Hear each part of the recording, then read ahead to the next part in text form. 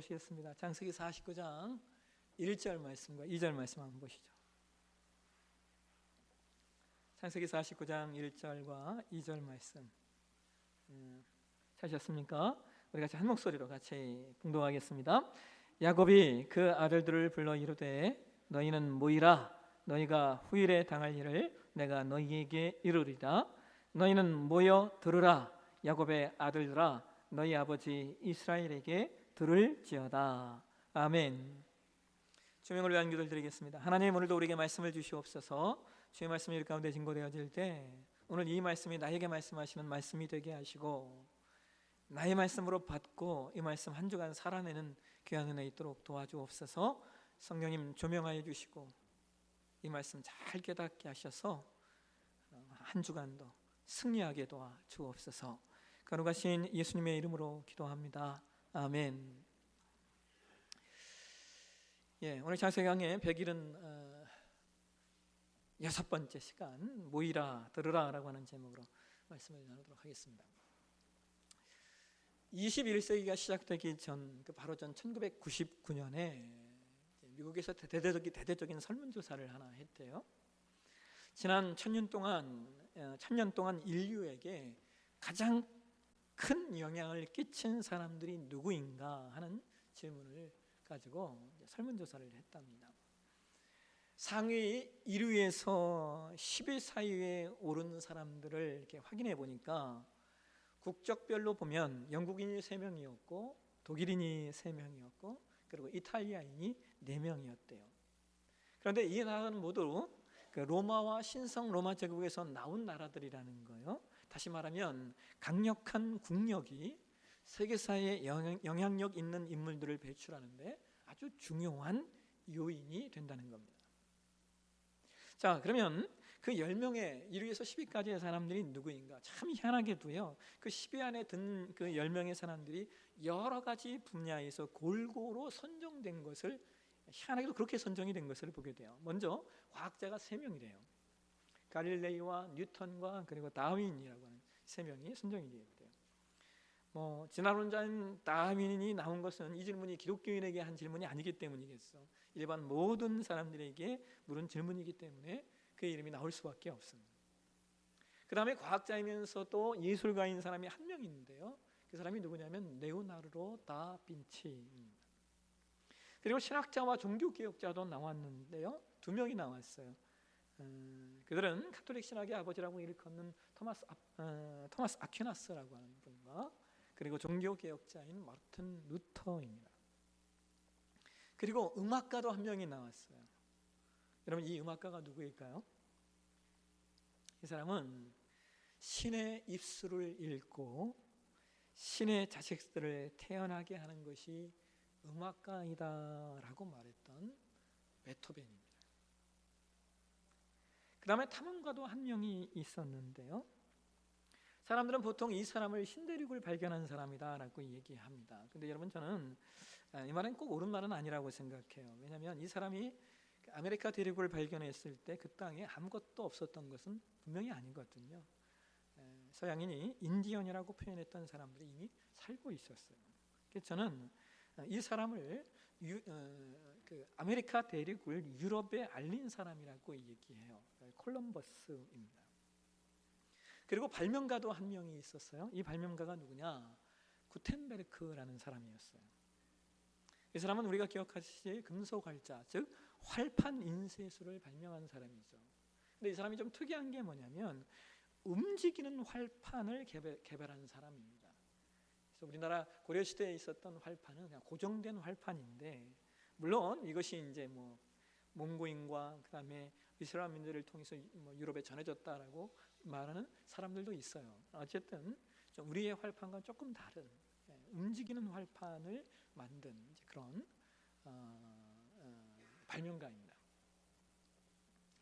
그리고 문학가도 한 명이 있었는데요. 여러분, 역사상 지난 1000년 동안 사람들이 가장 귀하게 여긴 문학가가 누구일까요? 그 사람은 바로 셰익스피어입니다. 근데 여러분, 문학가들이 하는 말 중에 이런 말이 있어요. 셰익스피어가 남긴 작품이 수가 적은 편, 개수는 적은 편은 아니지만 분량이 많은 편은 아니라는 거예요. 우리가 잘 아는 작품들을 이렇게 컬렉션하면요, 책 한 권 정도밖에 되지가 않는다라고 하는 겁니다.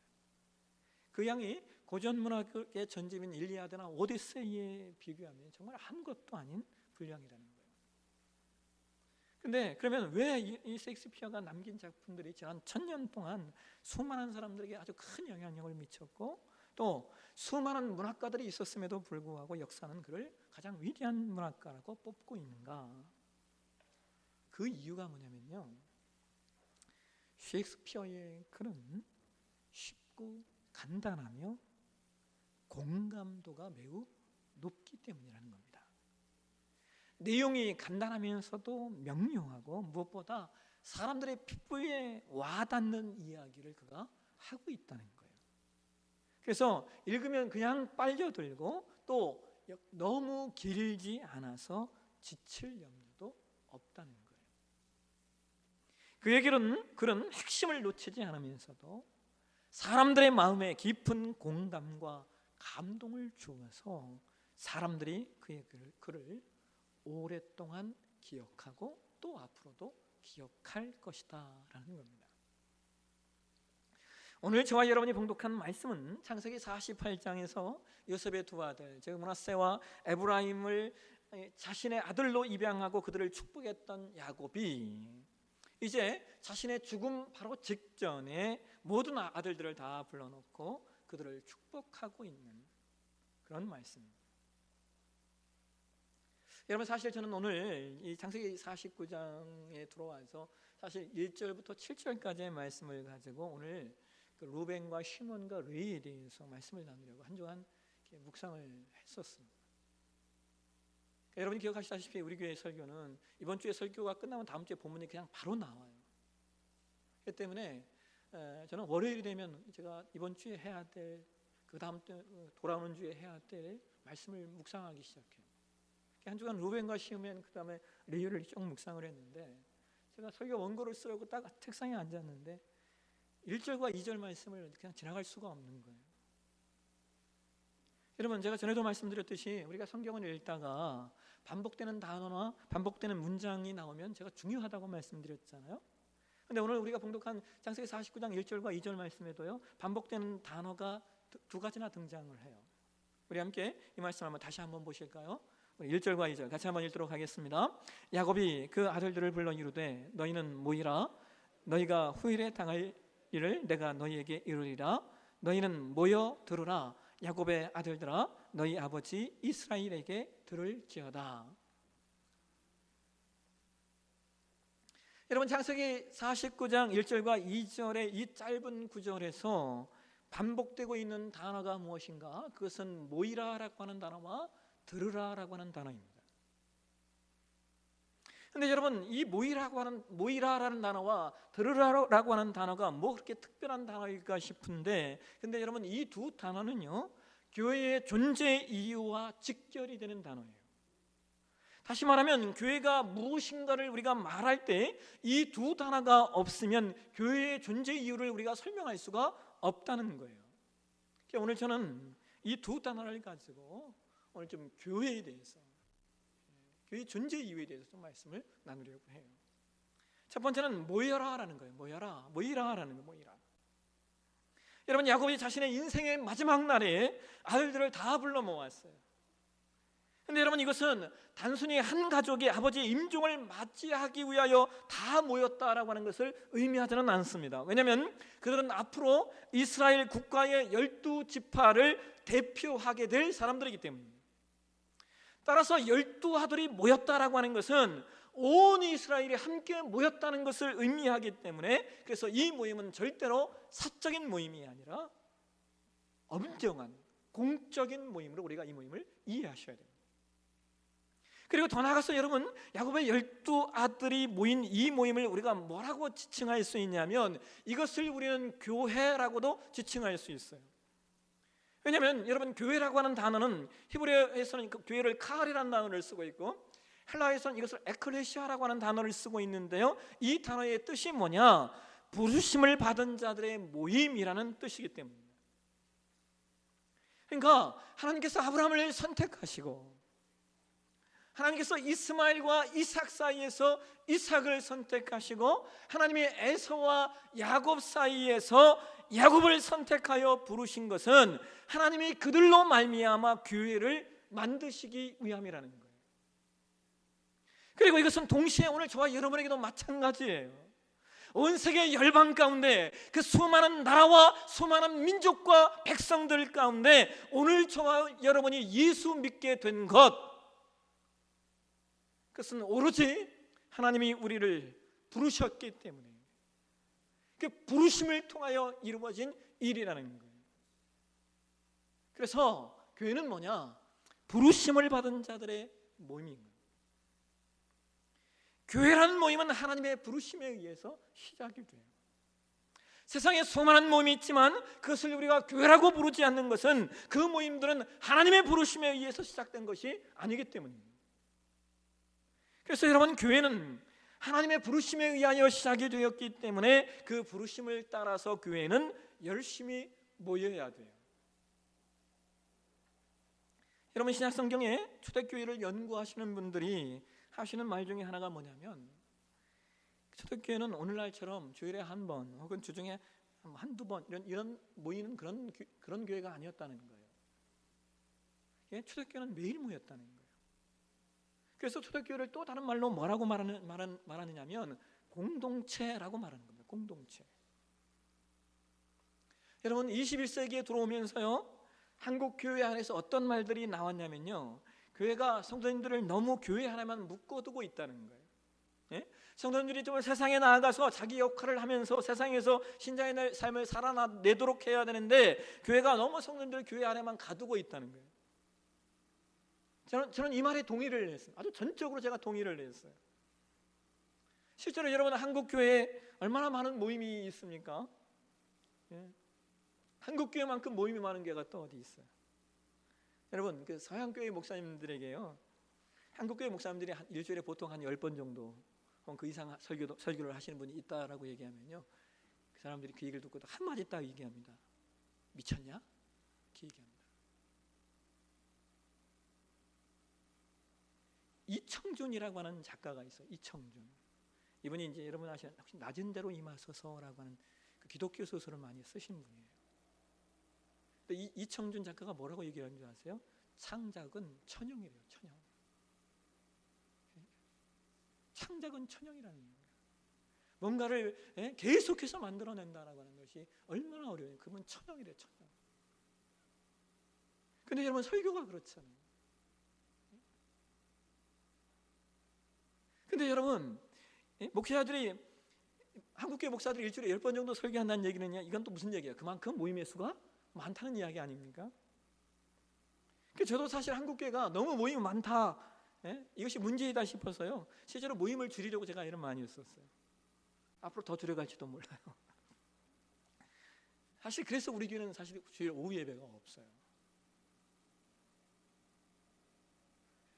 근데 여러분, 제가 요즘 우리 교회를 이렇게 보면서 느끼는 것 중에 하나가 그런 거예요. 뭐냐면 우리 교회는 주일에 모이는 숫자와 주중에 모이는 숫자의 편중이 대단히 크다는 거예요. 주중에 수요예배와 금요기도회 같은 경우에는 우리 전 교회는 10% 정도밖에 모이질 않아요. 요즘 금요기도회 조금 늘었어요. 숫자가 지난주 보니까 한 20분 정도 나오셨어요. 새벽 기도는 전 교인의 2%, 3% 될까 싶어요. 대단히 격차가 커요. 여러분, 제가 지금 여러분들에게 다른 예배 기도에 많이 나오세요, 강조하려고 이 설교를 하는 게 아니에요. 뭐 물론 그런 마음도 없잖아, 있긴 있어요. 근데 모든 성도들이 형편이 있고 상황이 있고, 더군다나 우리 교회 같이 젊은 교회는요, 이게 쉽지가 않아요. 어린 아기들, 우리 교회 가장 많은 숫자가 다 30대잖아요. 이게 아이들을 갖고 계신 분들이 이런 예배들 다 나오기는 쉽지 않다는 거 제가 잘 알아요. 근데 여러분, 그럼에도 불구하고요, 제가 여러분에게 하나 강조하고 싶은 것이 있어요. 뭐냐면, 그래도 여러분이 소그룹 캠프 모임만큼은 열심히 모이셨으면 좋겠어요. 아멘 안 하시나요? 네.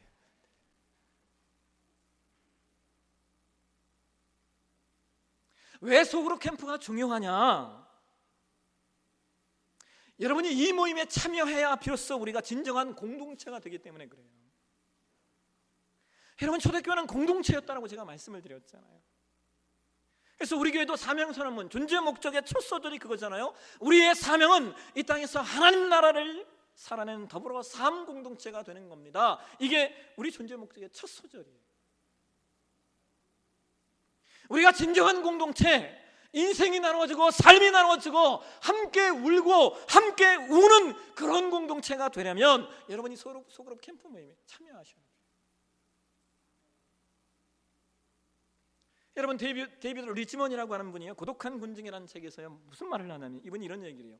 현대인은 군중 속에 사는데 고독하다는 거예요. 여러분, 이 말이 이해가 되세요?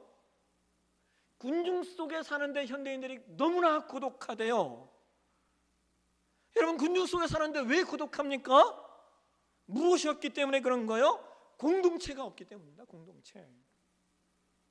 이것이 현대인의 모습이에요. 사는 것은 이렇게 좋아졌는데 왜 이토록 사람들이 마음의 병에 많이 걸리는가? 우리가 함께 삶을 살아가는 공동체를 잃어버렸기 때문이라는 거예요. 잃어버렸기 때문에. 그러니까 여러분, 진정한 공동체가 세워지면요 외로울 수 없어요. 마음의 병에 걸릴 수가 없습니다. 그리고 분명한 건 이 세상에서 수많은 모임이 있지만 교회만큼 진정한 공동체를 이룰 수 있는 공동체가 또 없다는 거예요. 그러니까 여러분, 이 은혜의 자리, 이제 2월 달부터 여러분 소그룹 캠프 모임이 시작이 되잖아요. 여러분, 이 은혜의 자리, 이 공동체의 자리에서 단 한 명도 낙오되지 않길 주의 이름으로 축원합니다. 두 번째, 들으라라는 거예요. 들으라. 여러분, 하나님께서 우리를 교회로 부르셨어요. 첫 번째, 우리를 공동체로 만드시기 부르셨어요. 두 번째, 하나님이 우리를 교회로 부르신 두 번째 이유가 있어요. 여러분, 오늘 본문에 야곱의 자식들을 불러 모으면서 이런 말을 해요. 창세기 49장 1절 말씀을 다시 한번 보실까요? 같이 한번 읽겠습니다. 야곱이 그 아들들을 불러 이르되 너희는 모이라, 너희가 후일에 당할 일을 내가 너희에게 이루리라. 자, 여러분, 여기 창세기 49장 1절에 너희가 후일에 당할 일을 내가 너희에게 이루리라라고 할 때 이 후일이라고 하는 단어가 히브리 원어에 보게 되면 베아하리크 하야임이라고 하는 단어를, 이 문장을 쓰고 있어요. 이 말은 문자적으로는요 날들의 끝에라는 뜻이에요. 다시 말하면 세상의 끝날, 즉 혹은 역사의 끝이라는 의미를 가지고 있다는 거예요. 그러니까 이 말은 야곱이 자녀들을 모은 것이 단순히 유언을 남기기 위해서 모은 것이 아니라는 거예요. 그 아들들의 삶과 그리고 후손들의 삶 속에 펼치실 하나님의 구속사를 예언하기 위해서 모은 거예요. 그러니까 야곱은 지금 하나님께서 그들의 삶 가운데 만들어 가실 일들을 엄숙한 마음으로 설교하고 있는 거예요. 그리고 그의 자녀들 역시 그 설교를 엄숙한 마음으로 듣고 있는 거예요. 여러분은 설교를 어떻게 듣고 계십니까? 여러분에게 설교는 무엇입니까? 제가 가끔 이 얘기를 하는데요, 예전에 한 집사님이 저에게 이런 말씀을 하셨어요. 목사님, 지금은 좋은 설교는 얼마든지 들을 수 있는 시대입니다. 그러니까 설교만 가지고 목회하려고 하지 말라고. 그러니까 다른 것들도 더 잘해야 된다. 그렇죠, 여러분? 지금은요 인터넷뿐만 아니라요 TV만 틀어도요 유명한 설교, 목사님들의 설교를 다 들을 수 있어요. 얼마든지 들을 수 있어요.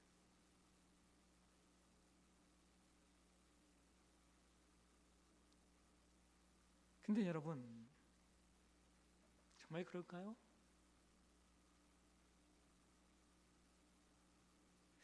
여러분, 하나님께서 우리를 교회로 부르신 이유는요 그 공동체 안에서 말씀을 듣고 말씀을 배우면서 함께 그 삶을 살아내라고 우리를 공동체로 부르신 거예요. 다시 말씀드리지만 교회는 공동체라는 거예요. 교회 안에 교제의 의미가 분명히 있기는 해요. 그러나 공동체는 한 목적과 한 정신과 한 뜻을 가지고 그 목적과 그 정신과 그 뜻을 이뤄내기 위해서 주어진 삶을 함께 살아내는 것이 공동체예요. 그래서 교회 공동체는 그 공동체 안에서 선포되어지는 말씀이 대단히 중요한 겁니다. 그 말씀을 통하여 그 공동체가 나아갈 길을 보고 그 말씀을 통하여 그 공동체가 온전한 공동체를 이루고 한 목적과 한 말과 한 뜻과 한 정신 안에서 하나님 나라를 이루어 나갈 수 있게 되는 거예요.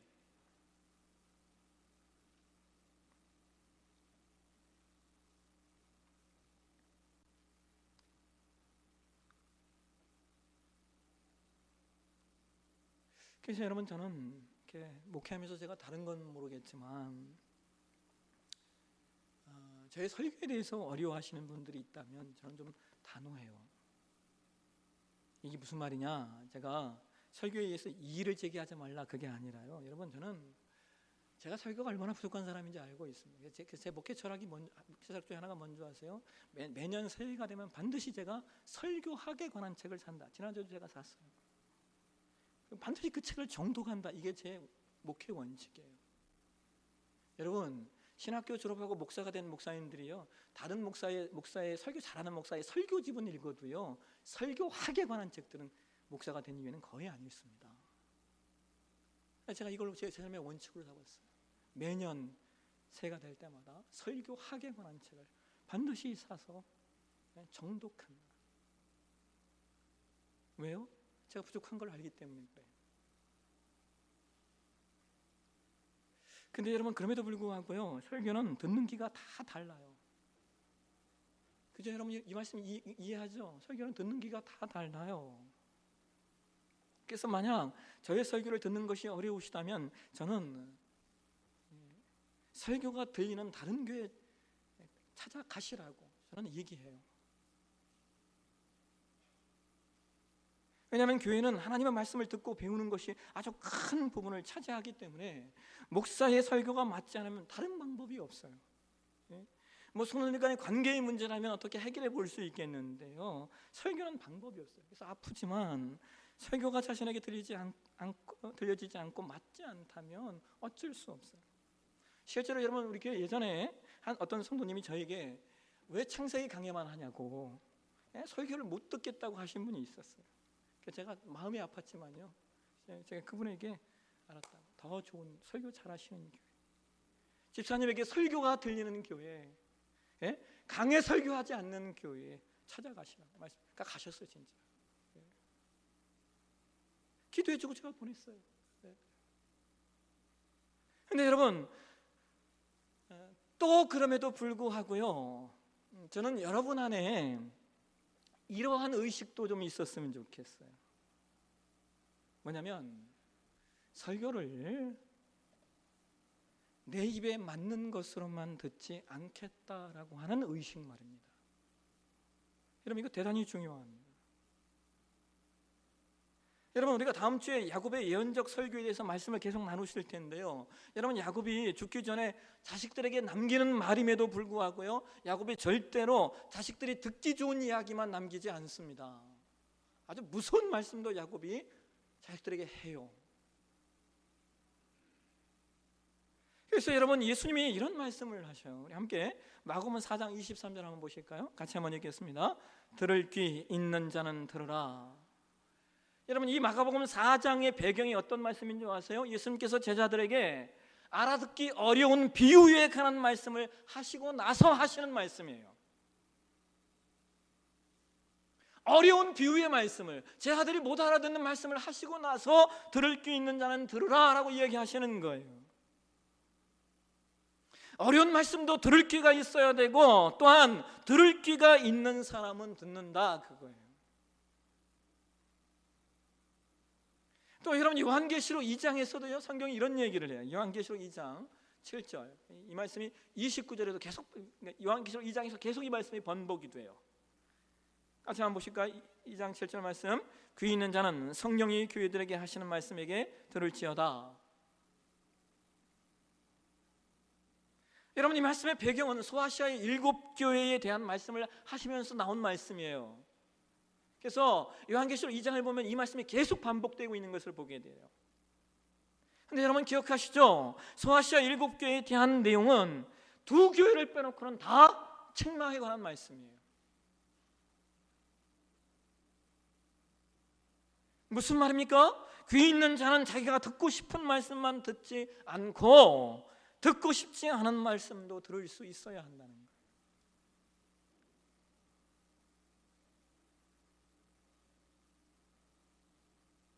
그러니까 저는 그런 생각을 해요. 목회자는 서론에 말씀드린 것처럼 셰익스피어처럼 쉬면서도 핵심을 놓치지 않고 간단하면서도 사람의 마음에 깊은 공감을 주는 설교를 하기 위해서 목회자는 몸부림치고, 반면에 성도님들은 그것이 어떤 말씀이든 오늘 이 말씀이 나의 말씀이 되도록 들을 귀 있는 신자가 되셔야 한다는 거예요. 그리고 우리가 이러한 자세로 세워질 때 우리 안에 이런 역사가 일어날 거예요. 우리 함께 사도행전 19장 20절 말씀 보실까요? 같이 한번 읽겠습니다. 이와 같이 주의 말씀이 힘이 있어 흥왕하여 세력을 얻으니라. 새 번역도 볼까요? 새 번역판도 같이 한번 읽겠습니다. 이렇게 하여 주의 말씀이 능력 있게 퍼져나가고 점점 힘 펼쳤다. 우리 네프사랑의 모든 지체들이 진정한 공동체가 되기 위해서 열심히 모이시고 또 모여서 주의 말씀이 흥왕하여지는, 주의 말씀이 흥왕하여져 능력을 덧입는, 그래서 세상의 거룩한 능력을 행사하는, 거룩한 힘을 떨치는 그런 주의 백성들 다 되시길 주의 이름으로 축원합니다. 기도하겠습니다. 하나님, 오늘도 주의 말씀 앞에 섭니다. 우리에게 모이라 말씀해 주셔서 감사합니다. 우리에게 들으라 말씀해 주시니 또한 감사합니다. 우리가 이 시대에 어떤 교회가 될 것인가, 우리가 모임으로 말미암아 진정한 공동체 되게 하시고 하나님 말씀이 우리 가운데 온전히 들려지는 그런 교회 되게 도와주옵소서. 거룩하신 예수님의 이름으로 기도합니다. 아멘.